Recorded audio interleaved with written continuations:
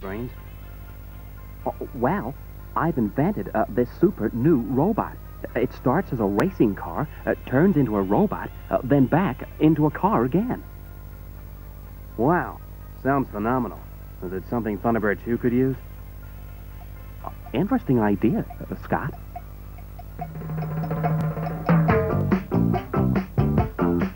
Transformers, this toy that through a series of changes can alter itself from a vehicle into like full-on robot. Now you're talking my language, you see? That's a boy's toy right there. They turn into haulage trucks, man. They turn into sports cars, guns. Rubbish. Rubbish robot. Rubbish car. They used to have a face like this.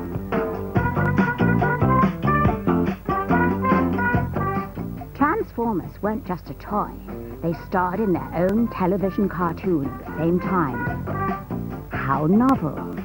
The story of Transformers revolves around a metal world called Cybertron, which, as we join the story, 4 million or so years ago, is in the grip of a major civil war. Autobots wage their battle to destroy the evil forces of the Decepticons, the Transformers. This is Optimus Prime, who's leader of the Autobots, so he's the leader of the good guys. It's just you and me now, Megatron. Then you better get some help, Prime. And his opposite number is Megatron, Decepticon leader, who's really just hell-bent on world domination and universal conquest.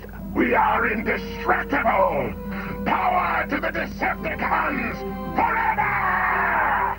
These characters blast off into space and end up crash-landed on Earth, where they stay for the next 4 million years until they're awoken in our present day. And then they continue their fight on Earth. Only the heroic Autobots can save Earth. Sideswipe, Grapple, Ratchet, Jazz, a whole army. Evil Decepticons! Autobots, transform! I've always thought the two toys in one selling point was kind of a weird one. See, that's where parents were tricked, you see, because parents thought, oh, well, you know, I'll get him a Transformer. It's 2 toys in one. Look, it's a robot and a car. No, it doesn't wash. Does not wash. Be very disappointed, children. Little did they know that as soon as you had one Transformer, then you had to have the next. Pow! And the next. Jailbreaker! And the next. Wheeljack! And they just kept churning them out. And if you were going to have a serious collection, you had to keep up, you know? This battle will be most dangerous. The cartoon would deliberately throw in as many different characters in an episode as possible to encourage the parents to go and buy them all the toys, you know? So we can't play episode 14, series 3, unless we get Malugatron and his transforming into a kitchen tap, you know, ability. Don't think I actually saw that one.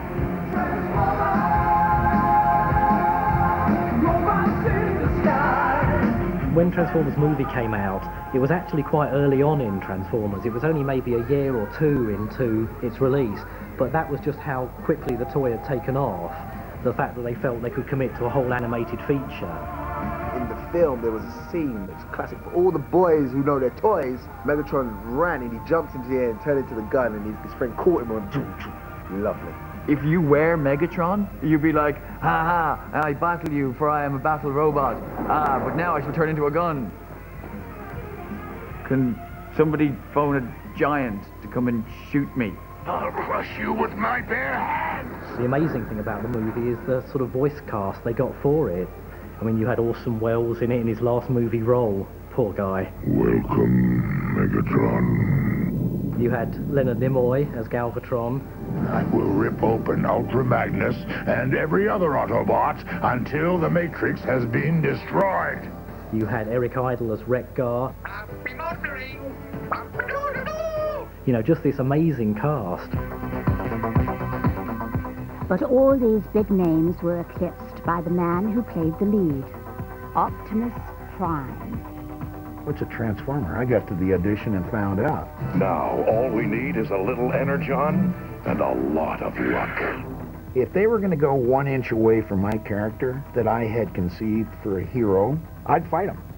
I'd say, Optimus Prime wouldn't say that. One shall stand, one shall fall. The one that kids would most often remember would be Autobots Transform. Autobots Transform!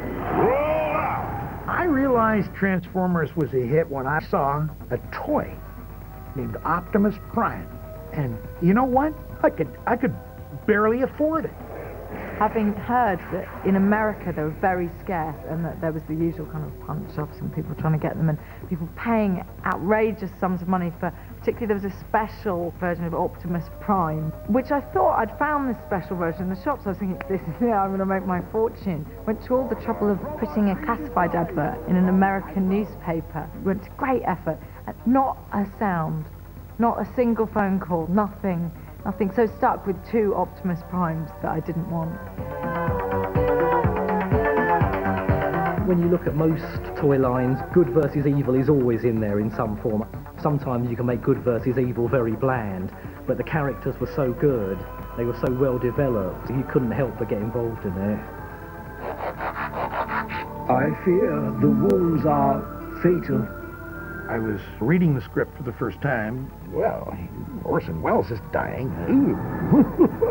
And I get back and I find out, so am I. Prime, you can't die. Do not grieve. Well, I'm dying too. There goes another series. Oh,